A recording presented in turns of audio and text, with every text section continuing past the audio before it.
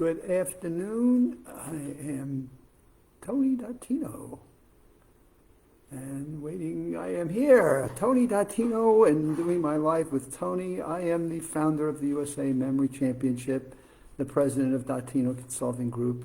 A little bit late in getting my Live with Tony 3 o'clock spot, but I've had a really fabulous call with somebody that wants to set up a mental athletes club in a high school in the Midwest, and it was just really important to keep the ball moving on what this gentleman is doing. And we'll talk more about that in future broadcasts.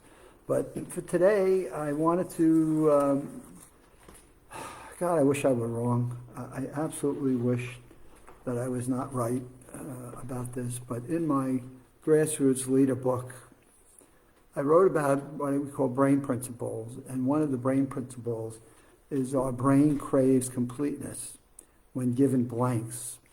In today's lingo, our brain craves completeness when having uncertainty, losing control over what's happening to us and not knowing when and who and what to do about it. And so I had predicted all along, and I don't want to be right. I'm not a great predictor of doom and gloom. I hate that. I'd rather predict wonderfulness. And I think we can if we get our hands around some of the uncertainty and realize what's going on. But when I wrote in the Grassroots Leader book is for leaders when they are dealing with uncertainty and blanks, giving their organization information that's incomplete and not whole, our brains will start to go spinning into worry, stress, anxiety. It just goes. It goes into a negative spiral. So one of the things I work with leaders on is if you're creating blanks in your organization through some of your dialogue and through some of the programs and initiatives you're taking, you need to make sure that your staff and your team members at the front line are not spinning in a negative way with what those blanks are. So I've been talking for months now about my biggest concern with COVID-19 was the uncertainty that just pops up in the day-to-day reporting.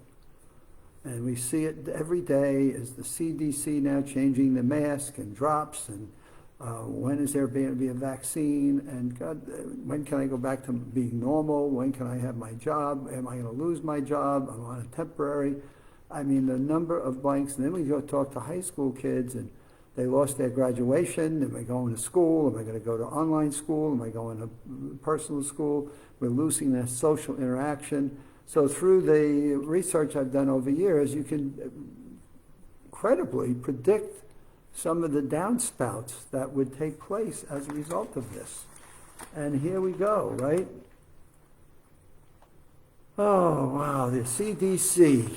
The CDC has reported that 40% of adults have at least one adverse mental or behavioral health condition, and 13% had started to increase their use of alcohol and drugs to blunt the emotional toll of the pandemic.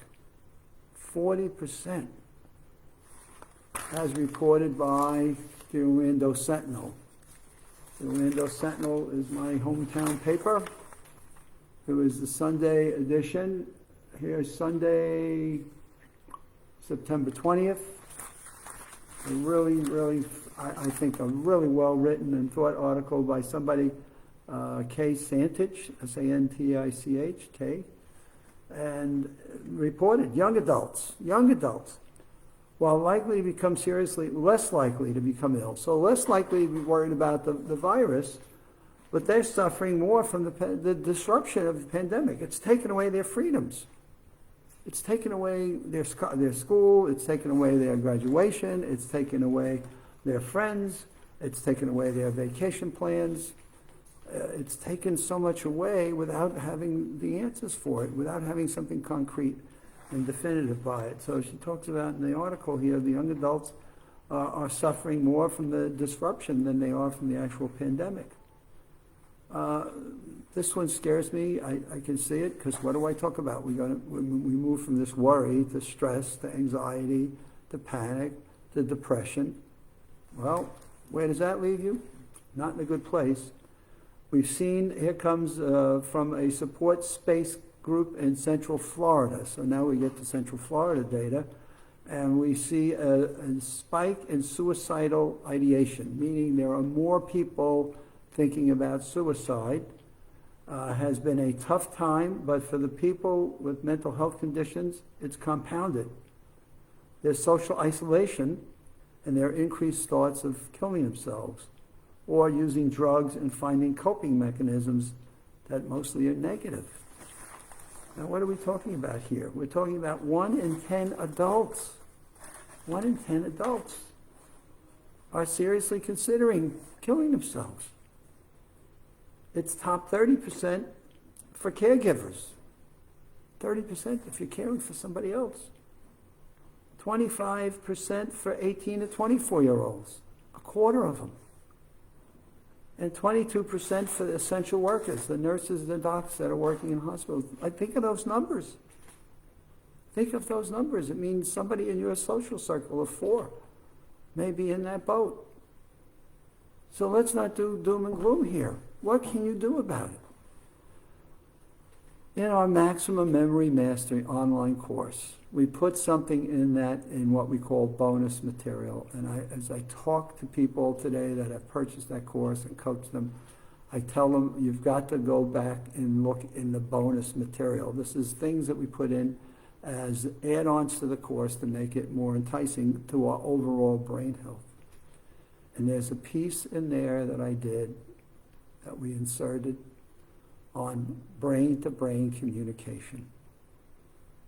And it's must listening for people with families, with spouses, kids, aunts, uncles, parents. It's a section of work on how do you talk to people in this period of time. Now, I didn't put it in there for this period of time, but it works, meaning you've got to get people to talk to people, 1-to-1, 1-to-2 or 3.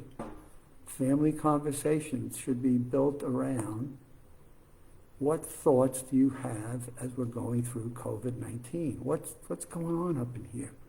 What thoughts do you have? And are those thoughts generating uncertainty and anxiety and worry?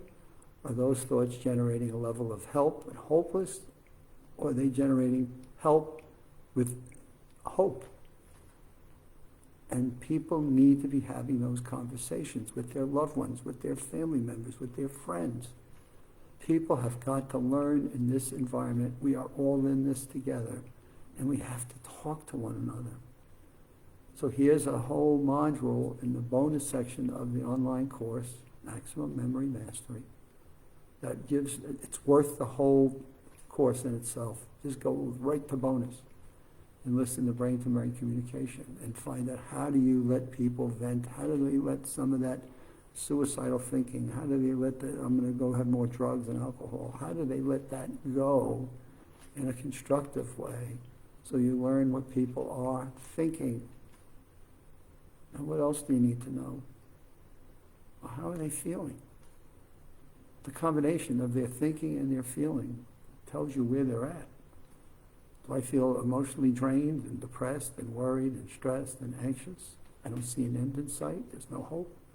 Do I feel like, wow, we're making progress? Science is uncovering the elements of this mystery of COVID. Therefore, they just get through to the other side, this hope, and build the level of help is on the way and hope is there. And I've started talking with people over the last week and saying, hey, what's your big picture outlook as you see it? It's interesting what you get from people. It goes anywhere from it's going to be a year to, hey, we'll have it figured out by November. I don't know what the answers are to those questions, but what I do know is you've got to get people to talk to one another because it's now more important than ever. And based on what this article is talking about, it's columns with a headline. The latest drug overdoses and mental health and the consequences of the lockdowns and things may be more severe because we're isolating people. We're creating a level of helpless and hopeless. Can't do that. not to a human brain that craves completeness, that wants to fill in blanks, that wants to have some level of certainty. And I'll give you a heartfelt lesson I got as I worked in hospitals for over 14 years. A patient that knew that their diagnosis was they had 6 months to live or 12 months to live was more optimistic about, I now know what my lifespan is, I know what I've got to do, I'm going to go out and enjoy every day of my life as best as I can, could deal with that diagnosis, as bad as it may have seemed. But they could move on knowing with some level of certainty and put it behind them. A level of patients that had uncertainty, they didn't know what was wrong with them. They didn't know what the test results were. Nothing was conclusive. The doctor didn't know exactly why I'm feeling the way I'm feeling. Created more angst and anxiety than one that had a forecast of you're going to die.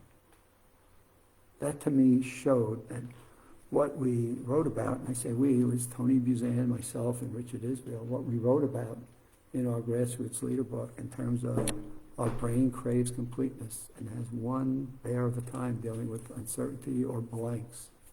Therefore, how can you get people to fill those in? How can you give them the information they need as best as you can? Being trustful and honest with that was the best way to move on and let people live their lives. All I would recommend you do today is, if any of you listening to my Live with Tony can find, 30 minutes, then you want to get on the phone and talk to me. I may ask you to give me 48 hours before I get back to you. But I'm here. I'm willing to talk with people because I feel like we've got something in my team around me. That we've got something that can make a difference in people's lives. And that's what my team is inspired to do. So please send me an email at adottino@aol.com. Put in the subject matter, Live with Tony broadcast. And let's get on the phone for 30 minutes. If any of you are in this moment of despair, negative thoughts, and want to reach for an overdose, give me a call first. Tony Dattino, founder of the USA Memory Championship, wanting to make a difference in people's lives, and no more important a time than the present. I'll see you tomorrow. I'll be back on in the 7 o'clock hour. Everyone have a good rest of your day, and